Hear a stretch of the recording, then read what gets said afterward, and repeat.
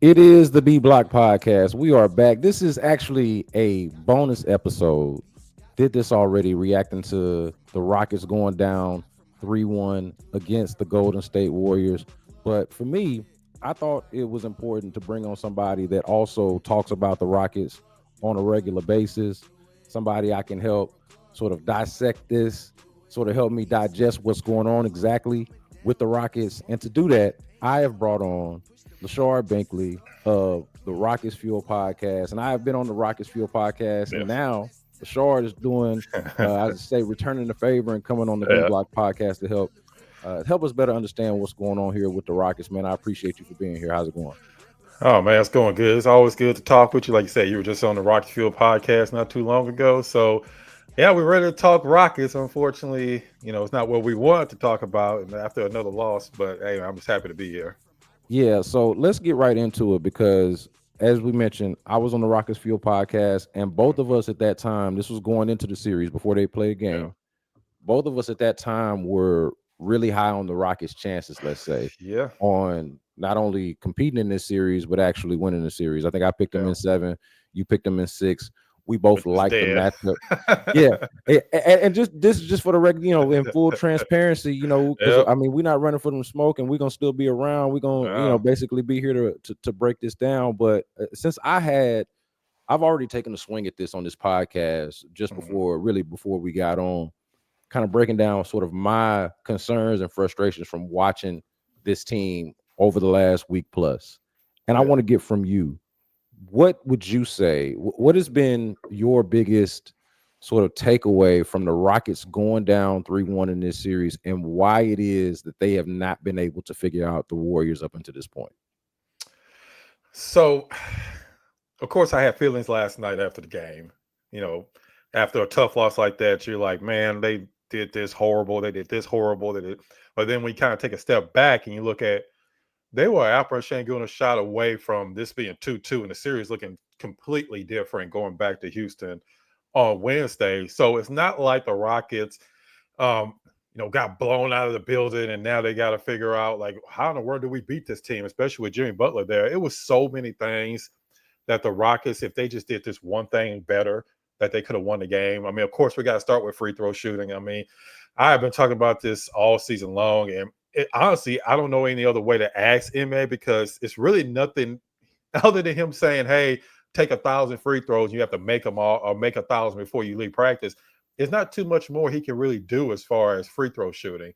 I mean, they're getting to the line more than the Warriors, but they've missed 35 free throws in this playoff series. The one game they won, they only missed 4 in that game. They missed 12 last night. They only lost by a few points. I'm sure you can do the math. If they make 4 or 5 more of those free throws, they win this game. If they make 7 or 8, they win it comfortably. So it's not like the Rockets are that far off, but there have been some things. I mean, Jalen Green, we can't, go too far without bringing him up because he is part of the issue that the Rockets are having. Only had 8 points last night. They have completely taken him out of this series, outside of the one game where he had that huge 38-point game. And they're doing it by trapping him, which is kind of speeding him up. And you can kind of tell a lot of times he's going a lot faster than he wants to.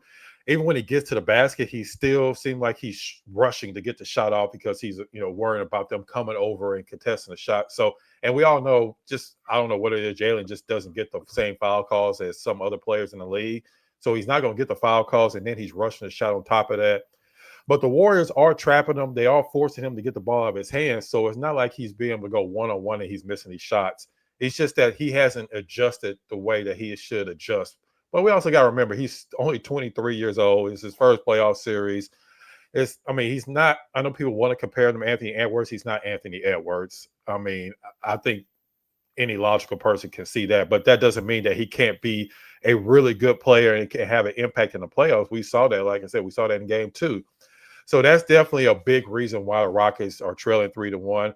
But again, I go back to the free throw shooting. I also go back to something I'm not going to talk too much because I know we're going to talk a little bit about it later. But as far as MA's rotations, I haven't been exactly too crazy about those, specifically Jabari Smith not getting enough playing time. Of course, we'll go a little bit more into that later. But really, those 3 things to me have been the main reason. But really, This game last night came down to the Rockets did not make their free throws. I mean, I don't know if you watched the Space City Home Network broadcast, but I mean, even Craig Ackerman, he couldn't even watch them take the free throws. That's how bad it got at one point. So again, they make their free throws. This series looks totally different than it does right now. Yeah, and I wanna touch on the free throws for a second because Yeah, and free throws is not a sexy topic, but unfortunately the no, Rockets have made it a topic because of how poorly they performed it from the free throw line.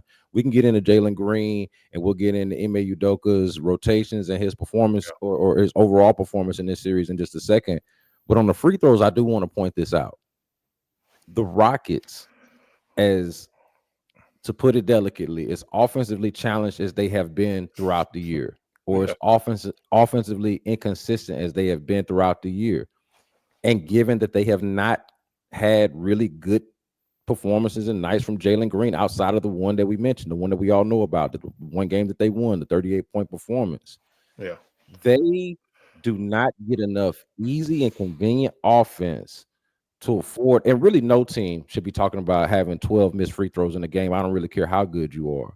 yeah, But especially when easy shots and good shots are honestly the short hard to come by, which they yeah, are for this team, you all the more can't afford to have it be this way from the free throw line. And yeah, it's been a theme, and I'm glad you mentioned it and you pointed this out, but this is something that you've been talking about even going back earlier in the season as something that yeah. could eventually bite them in the tail.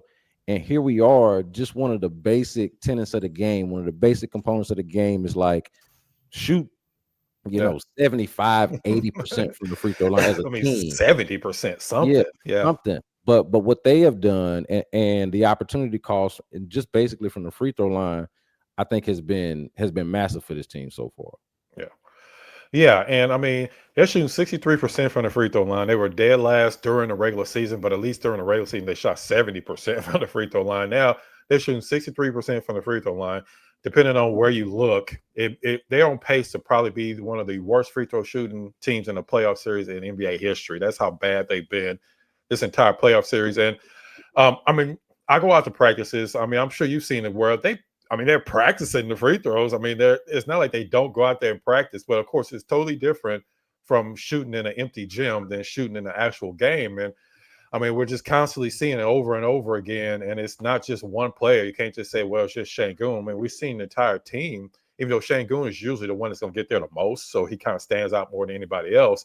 But it's pretty much the entire team. They'll go 1 for 2. They'll go 0 for 2. And even Jalen, I think he missed a free throw last night, and he's been their best free throw shooter all season. So it's kind of once one player starts to miss, it seems like it kind of just snowballs. And this is exactly what I was saying back in October that missed free throws are going to catch up to them.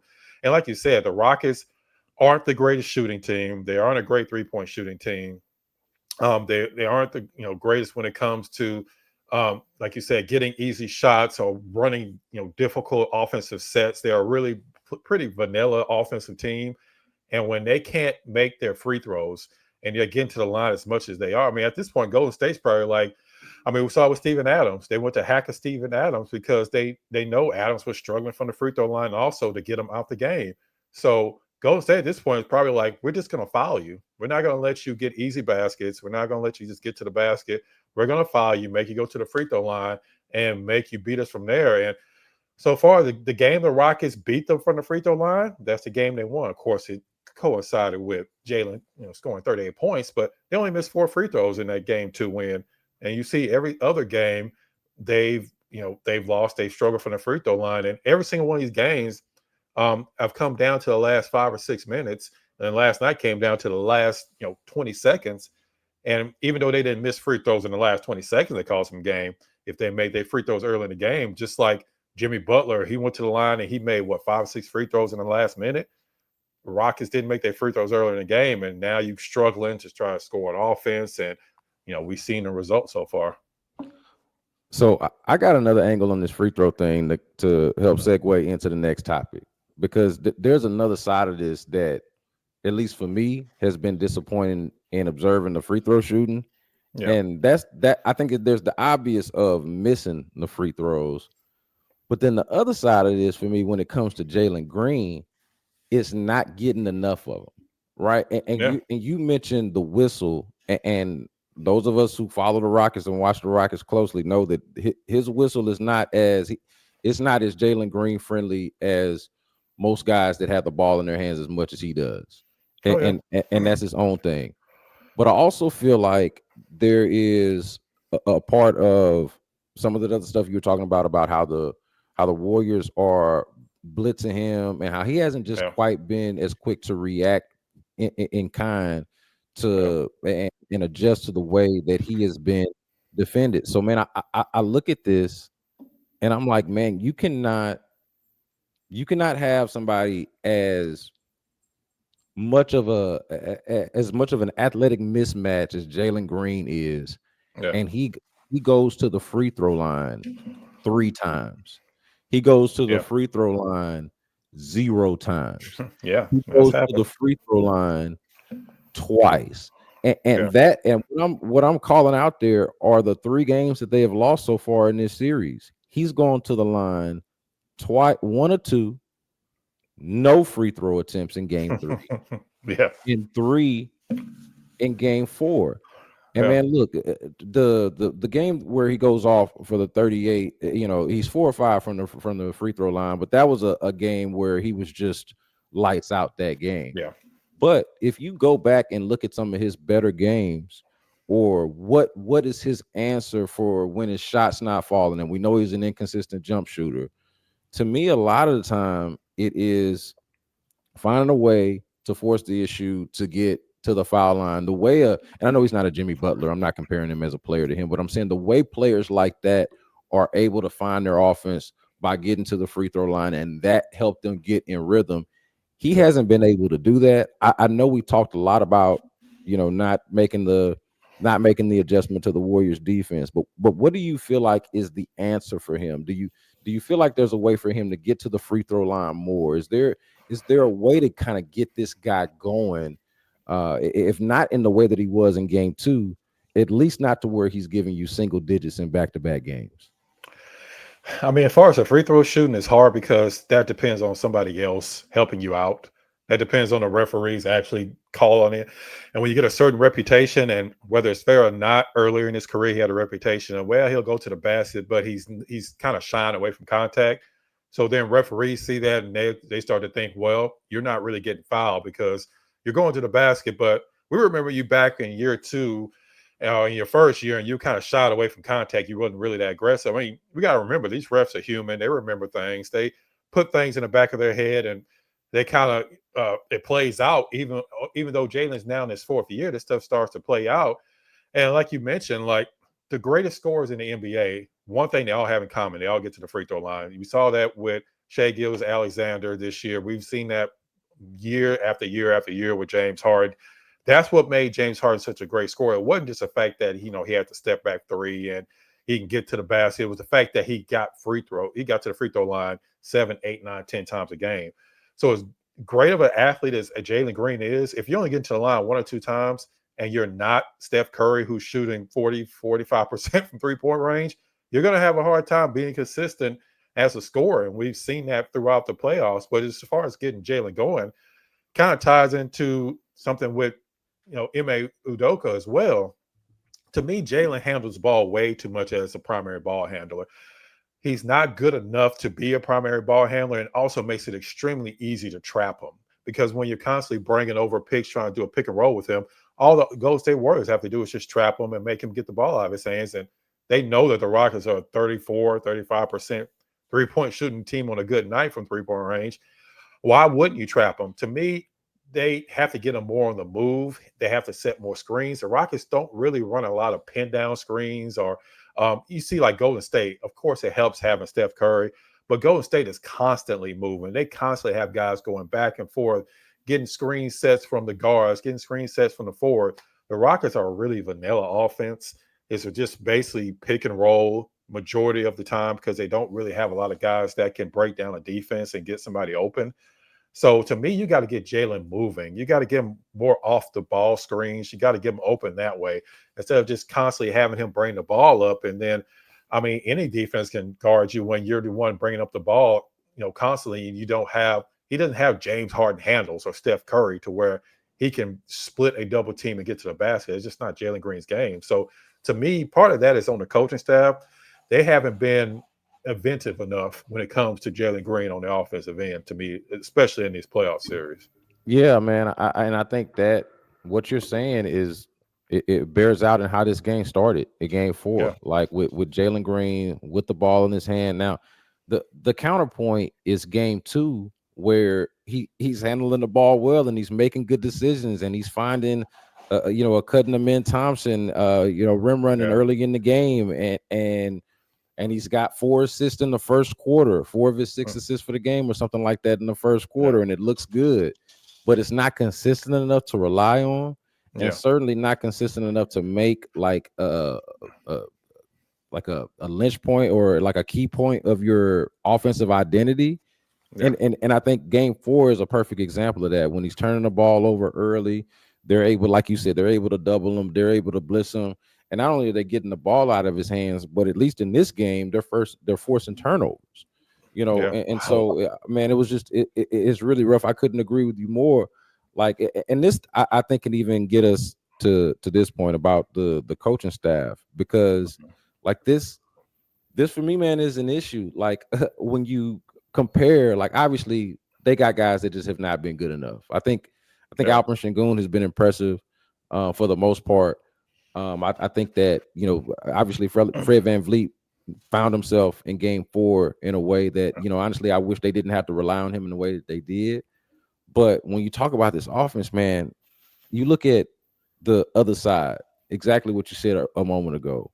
The way that the Warriors are constantly moving, the way not just they are constantly moving, but the ball is constantly yeah, moving. It doesn't feel like the Rockets either move themselves, like they're doing anything, or that the ball is moving around enough, touching enough yeah, bodies. And in the rare cases when they do swing the ball around, they normally get a pretty good shot. It makes you wonder, why don't they do this more? And yeah, then on top of that, okay, so that's an offensive identity schematic issue. And then on top of that, rotations are a little bit wonky. You're not sure why some guys are playing a little bit too much and some guys aren't yeah, playing enough. The main one that I would point to, I think here is Jabari Smith Jr. And you and I think have come at this a little bit differently, but arrived at the same point, which is Jabari yeah, Smith got to do more and be more involved and be more of a focal point and more of an emphasis. That to me, Lachard, is whether he's starting or not. And you can put him in the starting lineup, I'm cool with it. You can bring him off the yeah, bench, I'm cool with it.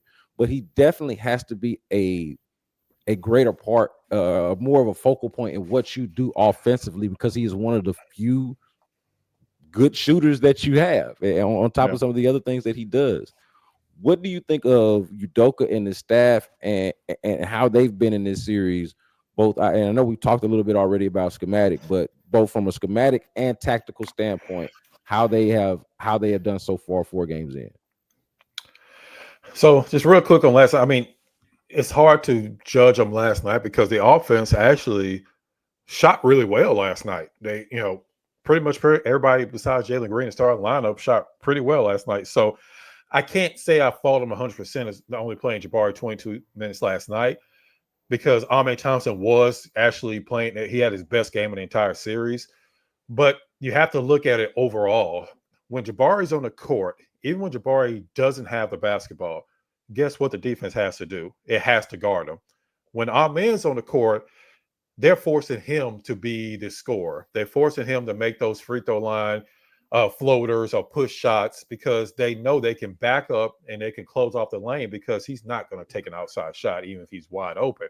But Jabari, even if he's missing, you still have to run out on him, and you still have to cover the ground to go out and guard him, which opens up the entire floor, which actually makes it a lot easier to pass the ball, because when they're clogging the lane, you passing the ball, I mean, it doesn't mean anything, because they're just going to stand right there and basically look at you and say, shoot the ball. So in those first 3 games, that was a major problem. I mean, it kind of got glossed over because Jalen Green was so great in game 2. But especially in the other 2 losses, that the one they lost when Jimmy Butler was out, that's the one that's going to haunt them. That's a game they should have absolutely, if they played like they did last night in that game, they would have actually won game 3. But they came out flat and they blew a huge opportunity. And part of the reason why they lost that game because Jabari Smith still wasn't playing enough minutes. Just his presence out on the court makes a difference for the offense because it just opens up the offense a lot more. And also, just on the defensive end, he's their best rim protector. I mean, a lot of people don't talk that much about his rim defense, but he's their best rim protector. He's the best help defender as well. And maybe he can't guard Steph Curry, one on one all the time out on the perimeter, but he does a good job of at least being able to move his feet, and he also can spread the floor. I mean, Rockets don't have any other big men that can do that. I mean, Jeff Green can spread the floor, but he's at the point in his career where he can't really play a lot. And he's also at the point of his career where he's not going to be able to go out there and switch out on the guards and be able to cover the entire floor. So to me, that's been the biggest failing of this team, of the coaching staff, is not implementing Jabari Smith in the correct way throughout this series. Last night, the double big lineup that he did have out there, he played that at the correct time. I think he did the zone defense that was done correctly last night. But as far as, just like I said, with Jabari Smith, I've had an issue with that. I've had an issue that in previous games before this one, Ahmed Thompson played too many minutes. I have a problem with Aaron Holiday not playing more when Fred VanVleet was struggling, which he had pretty much the entire series up until this last game. So I've had a few problems with that, but overall, I don't think that Steve Kerr has done some magical job of out coaching Ime Udoka, because at the end of the day, they lost last game because, I mean, Şengün had a decent enough shot. He just didn't make it. And they missed 12 free throws, and they missed 35 free throws in this playoff series. So I don't think it's anything particular that Steve Kerr is doing that he's out coaching Ime Udoka. I just think that some of the rotations, like you said, that just haven't been the way that they should be. So I remember on your show, I had Jabari Smith as one of my keys for the Yeah. Rockets. Like how, like him, and more so as an X factor and how he's used. And so that's why I think that's why for me I'm hung up on it, because I thought it was an important part of the series. Like Yep. for that not to be the case, or for you to be sure that Jabari Smith Jr. actually works in pretty much any lineup that we come up with. Yep. And because of a lot of the things that you just mentioned, he's somebody that we'd rather have on the floor than not. And especially if you're struggling offensively, struggling to get shots, like there's a shot maker right there, Yeah. that I feel like you can rely on. Do you And just think real that? quickly, Yeah, before we yeah, go on, for sure. I was just going to mention about Ahmed Thompson. The main reason you have Ahmed on the court is to guard Curry. Right. But if you're blitzing Curry every single time, which the Rockets did, it really kind of minimizes the reason why you need Ahmed on the court. And don't get me wrong, I'm not saying you just bench Ahmed and he doesn't play at all, but does the benefit of his defense, does that outweigh the fact that your offense is going to be completely different when he's out on the court, just because you can't really play him in that double big lineup, because then you really have no shooting at all. And you can't, and we see a lot of times when he's in, like I said, they're putting their center usually on him, like a Post or Santos, or even sometimes Draymond Green. They putting those people on him and just have them just basically playing free safety the entire game. And it really clogs up your offense. It really makes it difficult. And we saw that at the start of the third quarter. That start of the third quarter really did the Rockets in. The Rockets had all the momentum. They were up 7 points. And then they come out and don't score for the first 4 or 5 minutes and get outscored 13-0 because they just couldn't make a basket. So to me, you have to kind of wait Ahmed's defense with Jabari's overall game.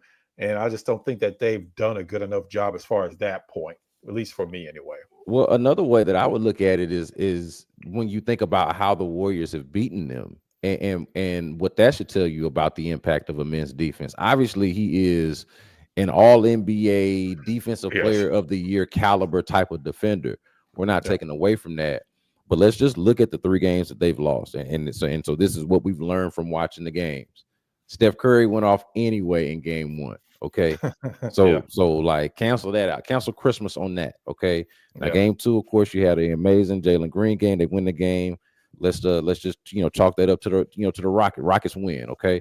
But game 3, when they lose, all right, in these last 2 games in San Francisco, these last 2 games at Golden State, they have gotten also, and this is something we haven't talked about yet, but they have also gotten very good performances from their supporting cast. Like Yeah. it's not like it's just been a Curry show. Everything starts with Steph Curry. We understand that.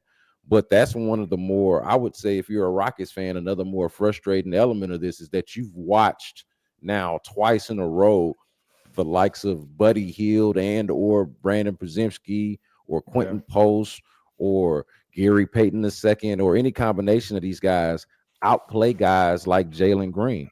When at the very Yeah. least, you want to be fighting fire with fire in terms of Jabari Smith as somebody that comes off the bench as more of a supporting cast member. Like those guys are not only outplaying your supporting cast, but in some cases outplaying like your stars. And Yeah. so I'm looking at that from the a men garden Steph standpoint. It's like, okay, that's not that's not having the impact. Like it's impressive. If you want to look back to, a month ago now when he shut Steph down in the regular season and talk about, have that whole, have fun with the whole Curry stopper nonsense. Oh yeah, no, Yeah. that was a cute story. But It when was a we look team at it, effort. Yeah. yeah, and it was a team, like as you have pointed out, that was more of a team effort. And functionally, on the other side, a team effort, the Warriors do enough to get other guys to free other guys up and Yeah. to get other guys like Buddy Hield and Gary Payton II if he's on, and Brandon Przemski, who has had a road to having like a really cool role with the Warriors. Like their Yeah. other guys have stepped up in a way where I think just even the notion of a Curry stopper, never mind the fact that he's not that per se, the notion of one to me feels flawed. And you should then weigh the benefit of having another guy in there who is, again, not a slouch defensively, can help you protect the rim and can guard multiple positions, but can also hit open shots and put the ball in the basket the way that Jabari Smith Jr. can. Yeah. And again, it's not like, it's a post player and you're playing a one-on-one and you need your best defender on them. The Rockets are switching and trapping Curry every single time. Right. Shangoon is going all the way out to the midcourt line to trap him at certain points. So you're really not dependent on Amen Thompson to be your main guy. Even Ime pointed out after that 3-point game that, hey, it wasn't just Amen that shut him down. Fred did a great job on him. Shangoon did a great job coming out on him. So the Rockets put basically their entire defensive plan is to guard Steph Curry. So unless Amen Thompson is going out there and giving you 20 and 10 and just really impacting the game on both ends of the court, is it enough of a difference to where Jabari Smith is playing 22, 25 minutes a game? And we heard after the last game, and this is something I asked him after game one, and I got that, well, we're not going to overact to one game, is if you're going to possibly change your starting lineup. He kind of sort of sounded like maybe they may do it, but we both have talked to him enough to where I'll be I'll be surprised if they change their starting lineup, even though they're on the brink of elimination. But if you don't change your starting lineup, like you said, Jabari can't play 20, 21 minutes a game in an elimination game. If it's a tight game or if you're only up 5 or 6 points, he has to play more. And if you don't want to play Aaron Holiday and you want to stick to that 8-man rotation, I mean, I guess fine. I mean, I'm not going to sit and say that the series lives and dies with Aaron Holiday. But if Fred VanVleet goes out there and shoots 2 for 10 in the first half, you're still going to play him 40, 45 minutes in the game. I don't understand that logic. I understand the Rockets don't have a lot of ball handlers, but if you're going to be constantly let Jalen Green bring the ball up anyway, what's the benefit of having Fred out there if he's shooting 2 for 15 from the field? That part right there is what kind of confuses me. Okay, so since you mentioned Fred, I do want to get your thoughts on him, on his series. Mhm. Obviously, was shooting terribly leading up to Game 4, Yeah, and was a bright spot for them in Game 4. Hit some yeah, big shots for them. What have you thought as somebody that has watched Fred VanVleet since he got here, yeah. and obviously covered and followed this series closely? What have you thought of his overall performance and contribution to the team? So are we talking about his entire time he's been with the Rockets? No. Or This just this series, playoff series? this series, because what I'm Okay. saying is, and this is why I'm asking that, because I feel like there is reason enough to be frustrated with the Fred VanVleet green light, the Mhm. shots that he takes, the inconsistency of the shot sometimes. Yeah, But I feel like a lot of it, man, for me at least, is a byproduct of a lot of the stuff that we talked about earlier in the episode with Jalen Green, and that a yeah, better version of him necessitates less of a lot of what we see from Fred VanVleet that frustrates a lot of people. Yeah. On Eh, top of that, he does and provides a little bit of a presence that is hard to really quantify if you're not there yeah. and watching it closely. And I think that's important stuff to talk about or not to lose sight of. And then, of course, in this most recent game, he gives him a chance to win. Like I felt like Fred VanVleet gave him a shot. Like we Yeah. talked earlier about the free throws. Man, you knock down a few more of those free throws, and are just a little bit smarter, not turning the ball over as much early in the game, and of course you still had a chance to win it. Like things go differently, but Fred Yeah. VanVleet and just what you make of him so far in this series. So I mean, it's definitely been a roller coaster. We know he struggled on the offensive end, and I don't really even blame Fred. I can't say I necessarily. I said I was kind of confused earlier, but I can't necessarily say I blame Ma just because Ma, like most coaches, they're going to trust their vets, and also the Rockets just have no other ball handlers on the team. I mean, I know Jalen sometimes is a primary ball handler, but he's not somebody that's going to handle the ball all game long. You're going to be like, okay, the Rockets going to be fine. If you're MA, what other choice do you have? I mean, Reed Shepard's not ready. Aaron Holiday is a combo guard. You have nobody else that you're willing to say, hey, Ahmed's not ready to be a point guard. If he ever really will be a point guard, he may ultimately just be a small forward, power forward hybrid. He may never be a primary point guard. So if you're MA, you're kind of stuck. You're like, what do I do? If I don't have Fred in the game, we can't even get into our offensive set sometimes. So the more I talk myself into it, the more I can say, okay, this is why he plays Fred so much. But as far as his overall performance, I mean, Fred is Fred. He has his limitations. I think he knows what his limitations are.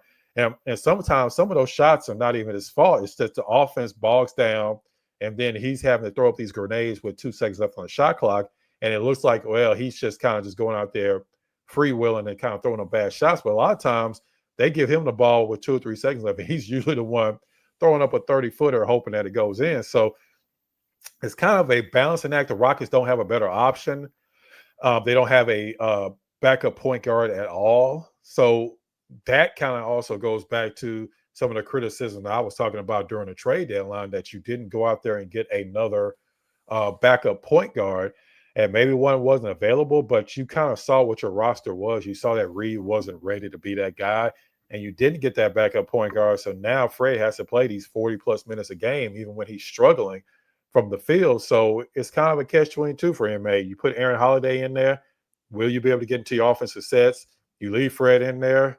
He's struggling from the outside. So that's more of a roster construction issue than maybe necessarily with Fred. But I think Fred wants to take a step back. He said it, he's been saying it all year. He doesn't want to be the guy that handle the ball all the time and taking all the shots. He's trying to take a step back, but at this point in the season, when you're in the playoffs and your other backcourt mate is struggling, then you have to take those shots. And like we said, other than last game, he's been struggling from the field. They are overly reliant on Fred VanVleet.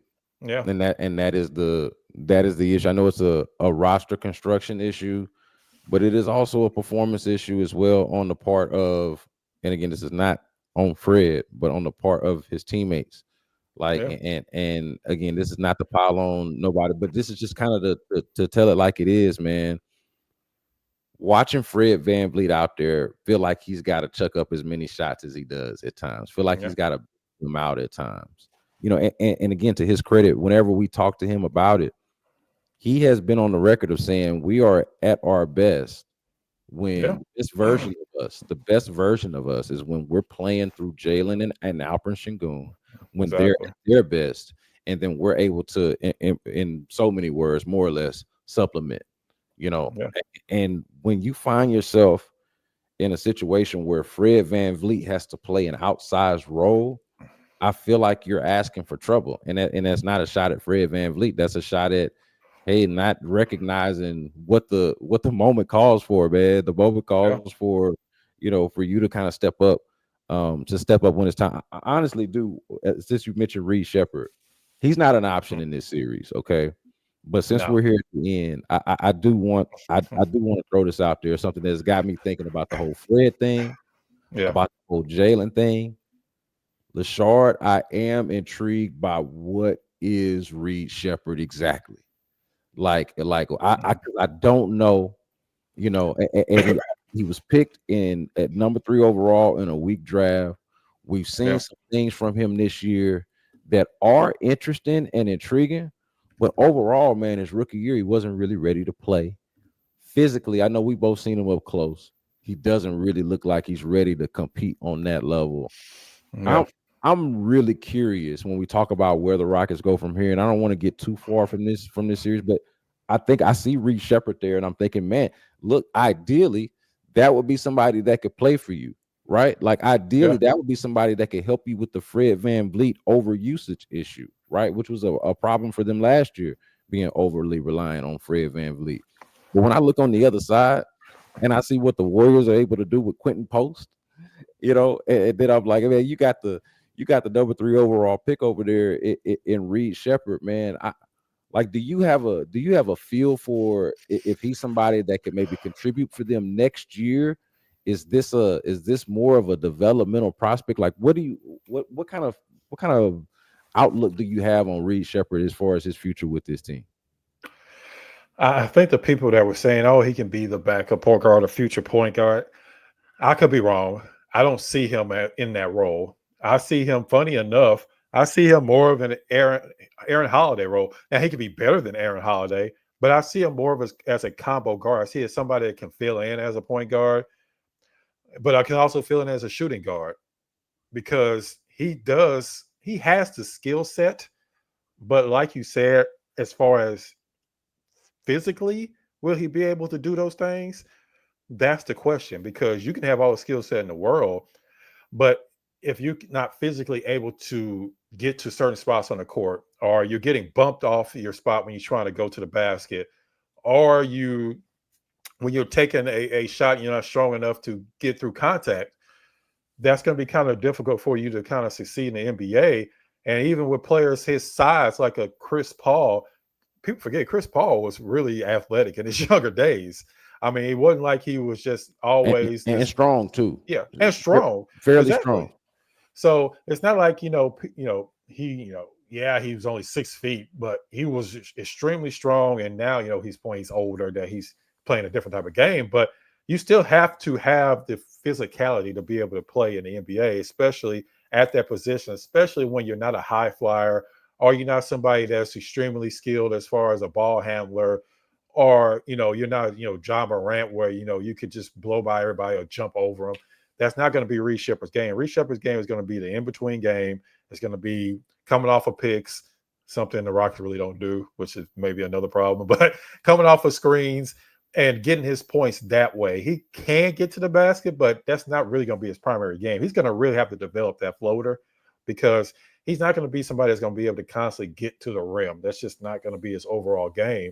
So he's going to have to develop those other skills to be able to be a part of the team. And I think he can be a part of the team. I just think that people that want him to be the future point guard, I think that's asking too much of him. I just don't think that's ultimately going to be his role. I think he's going to be more of a tweener guard that can play some point guard, but that's not going to be his primary role. Yeah, but I feel like you could be worse than a combo guard, and especially in today's game. Like if you can Yeah. do a little bit of both things, and depending on what level to which you can do both things, I think it could work. The reason why, and I know it's kind of weird because here we are in a 7-game series, and I just asked you about somebody that ain't finna see the floor. But the Yeah. reason for that, the logic in that is, I'm looking at what they're lacking and what else like. For example, you mentioned you wish that you could have seen more Aaron Holiday. And, Yeah. and I feel like it's an issue that I agree with you because I Yeah. trust, and this is not a shot at Aaron Holiday, but the fact that I trust Aaron Holiday more so than the number 3 pick and somebody that does have what I think are some, so I think he does have some, some special, particularly with shooting the ball, right? Yeah. Okay, the And Rockets it's can't, passing. and it's Yeah. He's a, pass. he's a good passer. Yeah. The Rockets can't shoot and they don't pass the ball enough. Reed Yeah. Shepard can shoot and he's a good passer. So there goes the logic, and there he is sitting on the bench, and you don't and I'm not Yeah. arguing against it because you don't trust him to play, and I'm just trying to figure out how can you get what's it going to take to get something out of that player. It could be a matter of just being young and developmental, and you can't rush it the way you couldn't rush it with Jalen Green or Alpin Sengun, the way those guys weren't necessarily ready in their first year in the Yeah. league. So that, I mean, maybe that's part of it, but at the same time, it's like, man, they they could really use more shooting overall. Just to, I would say overall to generalize it, more shot creation, whether They that's could. Yeah. shooting, open, yeah, knockdown shooting, creating shots for yourself, creating shots for others. They don't have nearly enough of that on the team. No. And they have another player on the bench, Cam Whitmore, There we who go. can create his own shot, who's last year was one of their best 3-point shooters. But his issue is not his, he's super athletic. He has all the physical skills. His issue is something beyond what we have time to talk about right now on this show. That's something that probably has absolutely nothing to do. Well, I won't say it has nothing to do with his play on the court, because it is still something he can do better as far as being as part of the flow of the offense and not just kind of being by himself and, kind of trying to take over.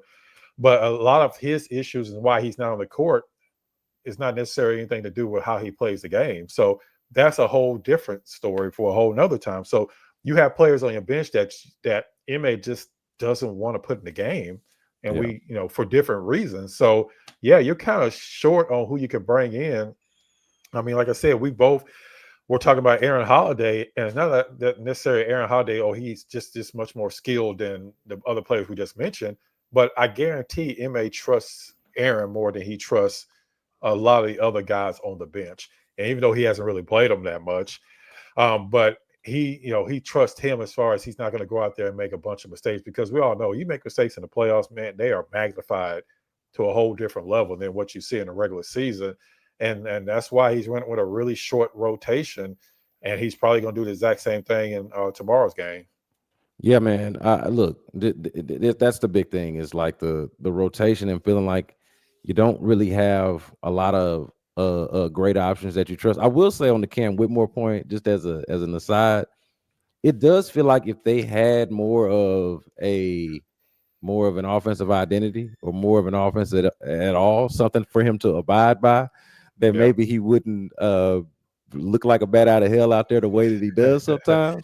Like like Maybe, like yeah. like what? But I mean honestly, like what are the principles? What are we doing? What are we trying to get? I remember watching Game 3, and Mhm. so often, man, they would come down, and I would think, what are they trying to get? What are they trying to get? What are they trying to get accomplished here? And it wasn't always clear. It wasn't always clear if they knew what they were trying to get accomplished. And one thing Yeah. that they have been able to rely on is getting the ball to Shingun, and like kind of Yeah. just, letting him work. And I know we know, like, again, vanilla offense, pick and roll, ISO, Yeah. not a whole lot of imagination to it. But man, I mean, it's tough times watching them offensive. Let me ask you this before I let you go, man. Yeah. What's the path? We're talking about series 3-1, Mhm. Rockets down. What's the path forward? Paint me a picture of how the Rockets could at least possibly get back in this series, even if we can acknowledge here that it is not likely. It is not likely that they are able to pull this off, especially since consistency is an issue. They can play Yeah. one way one day and play another way today. Like they're just not really reliable enough. I think is Yeah. what we learned over the last 4 games. But if there is a path, something that they could stick to, what would you say that it is? I mean, the path is again is for Shangun to force the issue. Number one, Shangun, one of the two have to play well. I mean, if you get both of them, that's great. But can you depend on both of them playing great at the same time? I mean, we haven't really seen that much this playoff series. But Shangun's the one guy that, regardless of what defense they throw at him, he seemed that he can get his shot regardless. So they need Shangun to continue to do exactly what he did last night. Be forceful, force the Golden State Warriors into changing their defense instead of the other way around. They definitely need that. I mean, we talked about it so many times already. I mean, they got to make their free throws. I mean, it's so crazy. There's only so much you can really talk about when it's free throws. I mean, you either make them or you don't. They got to make their free throws. I wouldn't say they need Jalen to play better. Of course they do, but they almost still won the game last night, and he scored 8 points. So they can still win the game even if they don't get what they need from Jalen. But you definitely need Shangun to have an all-star type game for them to be able to win. Defensively, they've actually been good enough to win this series. Yeah. I mean, it's not like Golden State's going out there and scoring 120, 130 points. And also, it's one thing that I think that Rockets fans can kind of kind of hold on to for the rest of the series. Well, first off, they are playing at home tomorrow. We'll see whether that matters or not. But Jimmy Butler's still not right. I Right. know he had a great game, but he had 12 free throws. I mean, that's how he scored majority of his points was from the free throw line. So Jimmy Butler's still not 100%. So if you want to hold your hat on anything, it's that Jimmy Butler's not 100%. And yeah, you can't necessarily expect Steph Curry only going to score 17 points or whatever he scored last night. It was like 17, 18 points. You can't necessarily depend on that. But you also, if you're the Rockets, you're thinking, is Brandon Pajinski going to go out there and go 8 for 10 or whatever he did from 3-point range again? That's not likely. So you can hold your hat on the fact that you did a great job on Steph Curry. You've done actually a great job on Steph Curry in what, 2 out of the 4 games? Yeah. So you kind of hold your hat on that. Jimmy Butler he barely can even jump at this point. And I do feel like the Rockets felt like they were able to figure out some things in that fourth quarter that they did have some success on. So I actually think they win tomorrow. And then they go back to Golden State and you kind of just take your chances from there. Like you said, if I had to put money on it, would I say that the Rockets are going to win this series? No. And I'm a Yeah. lifelong Houstonian.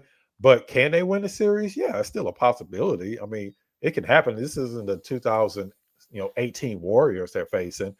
But will they win the series? I mean, if I have to put a percentage on it, I'll probably say it's 80-20 at this point. Yeah. No, But but yeah, you win tomorrow and then you kind of just take your chances from there.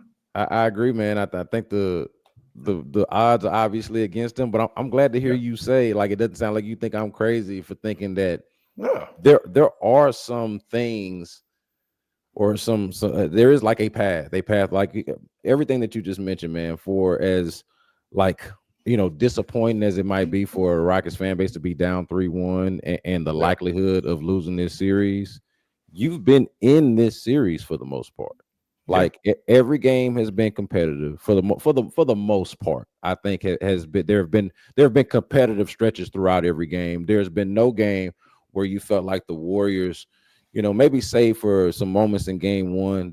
Obviously it's a game of basketball, is a game of runs. Everybody's had sort of their runs in Yeah. this series, but for the most part, like you said, you've defended well enough, I think, to win pretty much all of these games, if not most of them. And look, you're playing the last time you played at home, you won. And it's not like you haven't won or played well at times and throughout stretches at Yeah. Golden State. I would say, though, on the other side, like with the Jimmy Butler thing, like Jimmy Butler's banged up. But the thing I don't feel good about is the fact that you lost the Jimmy Butler less game, and then you Yeah. just lost Lost to him the again. the the the, the, the decrepit Jimmy Butler game where he's out there and he still goes for, what did Yeah. he have, 27 or 20? I mean, it was But something he like had to that. go 12 for 12 from the free throw line to Sure, get those 27 points. So, I mean, but maybe you but get a don't but different don't whistle. And yeah. don't foul a Jimmy Butler who can barely move. You know what I Yeah, mean? that Dylan Brooks foul. That Come on, man. man. Yeah, You just man. can't we didn't even talk about that. That play was you just can't do that. It's no reason to close out on Jimmy Butler like that, who's not a great 3-point shooter, and he's looking to get fouled. So, but anyway, that's something else. No, I think that's a good aside, a good commentary, like because Yeah, also, and a lot of this gets attributed to the Rockets being young, and they are a young team. They got a lot of young players, yeah, a lot of young players. But they also, man, just overall, like whether it's the frustration with Fred VanVleet and some of his shot selection, or yeah, whether it's Dylan Brooks in that foul, or mostly the youth of the team. Like it's not just youth, but it's like overall, like at times it feels like they either have a maddening mistake, mishap here or there that like either ill-timed or really like bites them in the tail in a way where you're like, yeah, man, winning teams, okay, winning teams just don't do these sort of things. Winning teams don't shoot like this from the free throw line. You know, yeah. That's a like problem. you know what I mean. So all of it is a problem, man. So yeah, man, we see that the path is there, however unlikely. But Lachard, man, I appreciate you for Oh, joining me, man. absolutely.